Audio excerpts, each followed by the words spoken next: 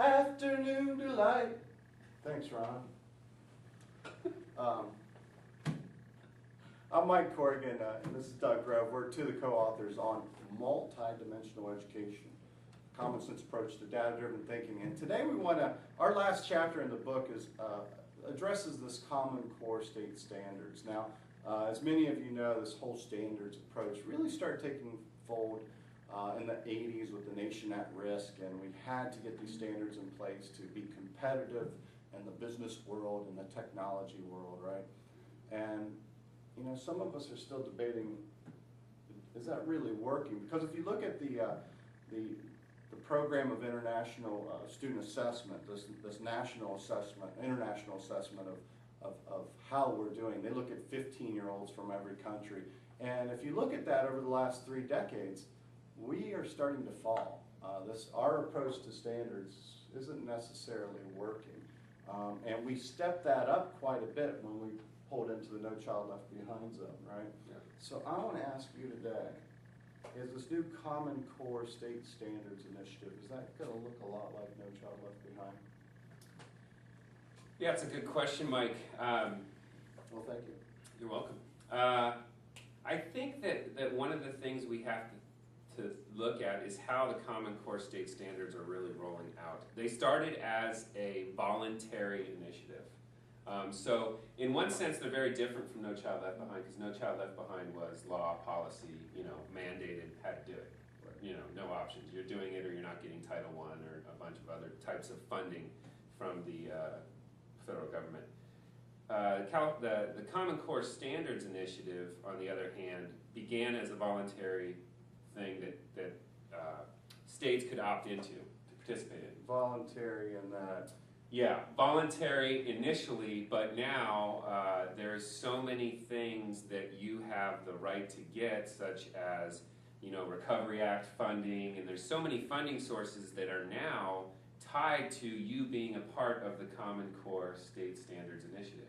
So what most states have done is they've joined because the benefits to joining are there. So it's not mandatory, but it's kind of like twist the arm, you're not going to get all these funds if you don't get into this initiative. So it's quasi-mandatory, if you would. So specifically, what have we found? Maybe you can explain that as to, what have we found? Are the standards that much more stronger or demanding than the standards the states had before? It varies. One of the issues of No Child Left Behind, of course, was that we had so many different types of standards across states. Right. Some states had high school graduation standards, which are much different than, say, a state like California that had college entrance standards. And some states even had minimal high school exit standards. So state to state to state, everybody's standards were different. Some were very low, some were very high, some were in the middle. The Common Core State Standards Initiative, what it attempts to do is come up with a uniform, say, nationwide list of standards that are going to be applicable for every state.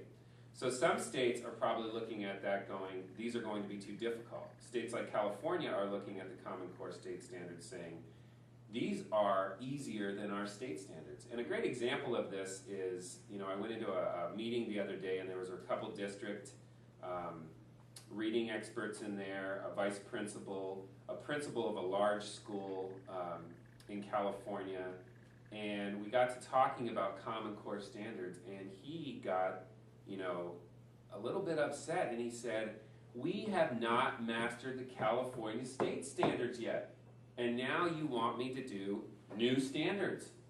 The language I've been talking with my faculty, and he said, have been California state standards, and now you want me to adopt new standards. So there's some frustration out there, and I think rightly so. Are these replacing the state standards? Were the state standards not good enough, and now we're getting rid of them? And I think it raises a lot of frustration, a lot more questions for people.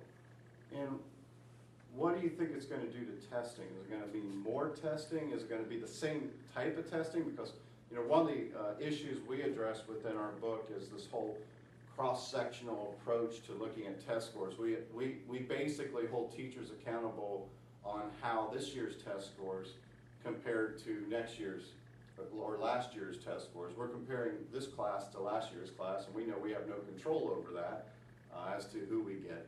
you know, so is it gonna be any different? Are we actually gonna create better tests that we can use to measure growth and see if teachers are actually helping students learn? Yeah, and I think a guy like Stephen Krashen has done some blogging and some writing on that, and I think Stephen's really right on.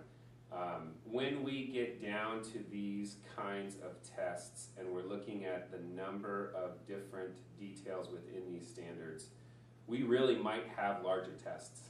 And that's the scary part of this to a certain extent. They're going to be longer? They could be longer, yeah. I mean, if they're going to, and that's another issue too, is and you know that if we're going to have high stakes with these, if we're going to hold states accountable with these, if we're going to try to compare nationally and across states and across grade levels, these tests have to be pretty long.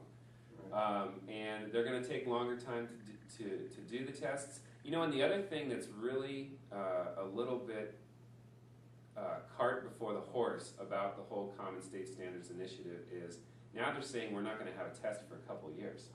So the really strange thing is that we're going to be teaching Common Core standards, but we're going to be using tests of, say, the California State Standards or the Ohio State Standards.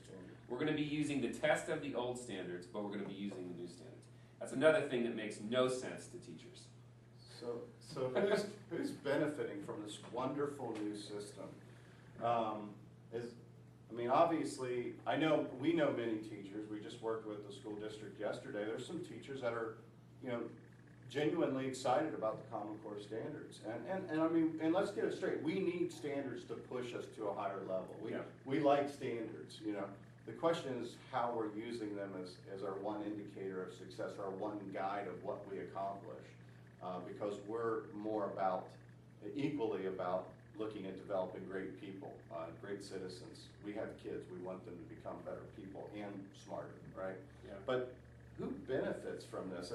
I think what we found interesting when we started researching this, actually who's in the midst of developing this system. Can you expand on that? Sure, and I think it's interesting too is, we're not against standards, right? It's hard to argue that, right. We shouldn't have standards. Yeah, you're not going to win that We're argument. We're all for standards. Yeah. And I actually think the Common Core Standards State Initiative, when you really look at it, on the face of it, it was probably a much better idea than No Child Left Behind.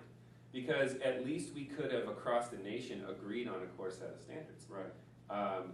But now to throw the standards out there, not have the testing mechanism in place, it just, it's going to confuse a lot of people, and I don't see it frustrating anyone less, than No Child Left Behind, but remains to be seen. But really, the interesting thing about the who benefits question that you ask is, the folks that started this and the folks that have been inherent in the beginning of this have been many of the testing companies.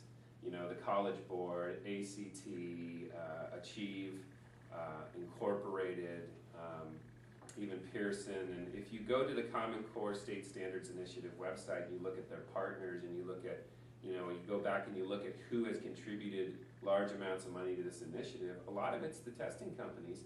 And right behind them, obviously, or even in front of them, is going to be the publishers.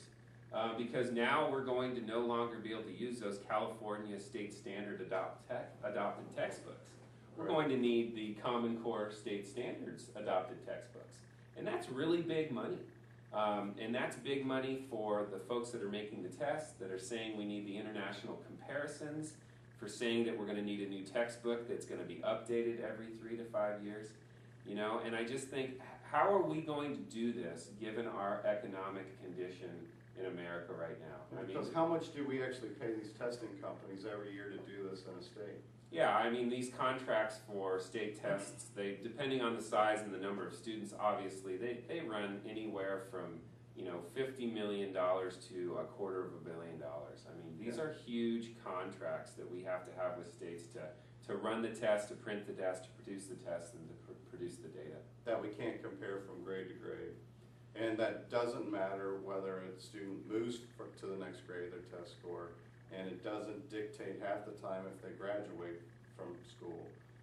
So we're still creating a test that really is not holding the student responsible. It's not helping us to see if we're helping the student learn individually. Yeah. And it's still not really fair to the teacher. And I think I just kind of close on the conversation, just, you know, the amount of weight that we put on the test score continues to be just too much. You know, we just continue to look at that as the end-all, be-all, and it really is, you know, when you look at our book and what we write about test scores, it really is just one measure of student achievement. And it's, you know, hopefully we can get to a point to where we actually look at it as just one measure of student achievement. And one is the loneliest number that you'll ever know. That's what we got to say about these wonderful core standards. We're hoping it turns out much better than what we're a little afraid of right now. But the data that we want you to look at in this book, the data that we're guiding you to consider, is data that will help any test you're taking increase. We can't keep looking at one score and expecting that score to rise. So with that in mind, thanks for listening today, and we'll talk to you soon.